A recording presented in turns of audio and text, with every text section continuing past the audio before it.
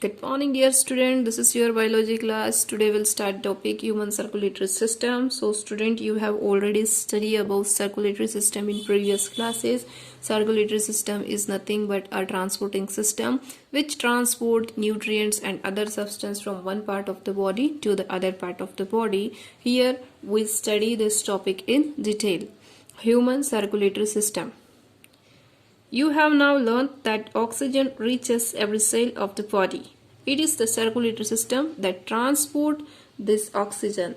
It is also responsible for the transportation of nutrients, water and mineral to all parts of the body. Circulatory system is also crucial for removal of waste. Crucial means it is extremely important for the removal of the waste product which are formed in the body.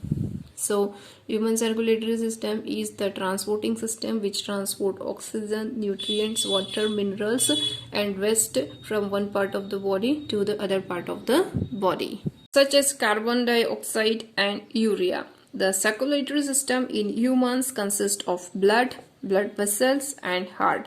So, human circulatory system consists of blood vessels and heart. So, let us discuss one by one. Blood. Blood is a red fluid that flows in the blood vessels. It transports nutrients absorbed from the small intestine to other part of the body.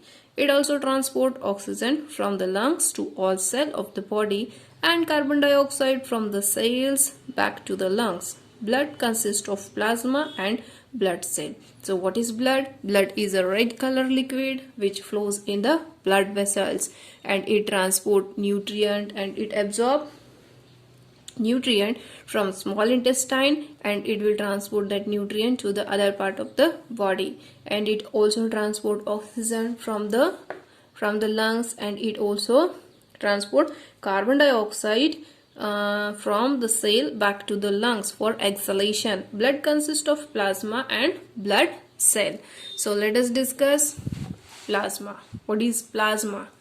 Plasma, it is a straw color fluid which consists of almost 92% of water. The remaining 8% comprises nutrients, vitamins and minerals, blood proteins, metabolic waste such as carbon dioxide and urea, hormones. Plasma helps carry blood cells around the body. So plasma, it is a straw color fluid which consists of almost 92% of water, and that remaining 8% consists of nutrients, vitamins, mineral, blood proteins, metabolic waste such as carbon dioxide and urea, and hormones also. Plasma help carry blood cell around the body. Blood cells. These are the cellular component of the blood. The corpuscles or the blood cells are found suspended in the plasma of the blood. There are three types of blood cells.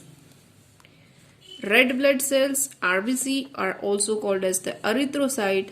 White blood cells, WBC, are also called as the leukocyte, and platelets are also called as the thrombocytes. So, blood cells are of three types: RBC, WBC and platelets. So let us discuss one by one. Red blood cells. These are small circular and biconcave disc-shaped cells.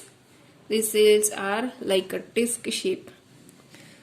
Due to their shape, RBCs can bend and fold to pass through narrow blood vessels. So due to this type of structure, this shape, the RBCs can bend and fold to pass through narrow blood vessels.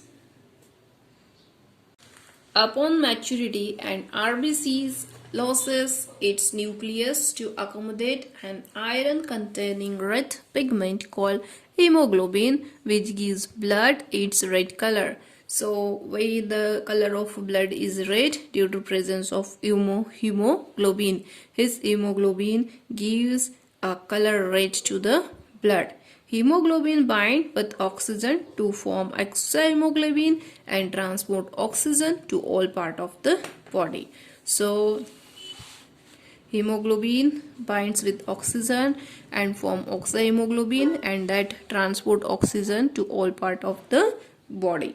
Now here RBCs means red blood cells can bend and can fold to pass through narrow blood vessels. Now look at here, these RBCs, red blood cells, they are shaped in a disc shape. They can bend and they can be folded to pass through the narrow blood vessels. White blood cells. These are irregular in shape and are colorless as they do not contain hemoglobin.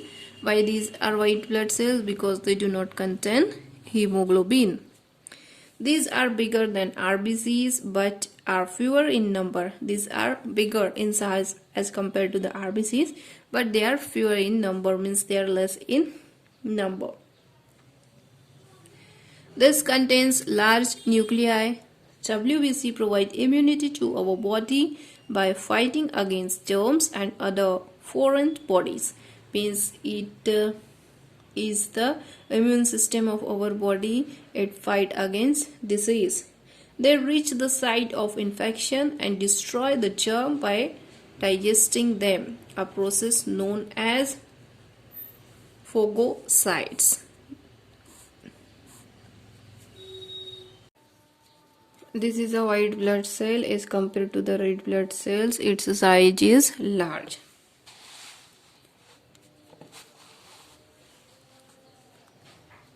Based on the presence or absence of granules in their cytoplasm, WBC are categorized into granulocytes and agranulocytes. Let us discuss granulocytes. These WBC have large granules in their cytoplasm and possess a lobe nucleus. Granulocytes are further categorized into three types: eosinophil, neutrophils, and basophils. These are the three types of granulocytes: eosinophil, neutrophils, and basophils. Platelets. Platelets are small tiny fragments of cell like mature RBC. These do not possess a nucleus. Means just like a mature RBC have no nucleus, the platelets also not have a nucleus. These are smaller than WBCs and RBCs. These help in the clotting of blood at the site of injury. This help in the formation of clotting of blood at the site of injury. When there is an injury, it help in the clotting of blood. This release various substances which initiate clot formation and plug the injury to stop bleeding. So it also form a clotting and it also stop the bleeding at the injury. Look at here, formation of a clot. Look at here, injured place, here blood clot is formed. Okay, when this is the normal skin, when there is a injury is formed, then blood will come out from that injured place, and these platelet help in the formation of blood clot that will stop the bleeding.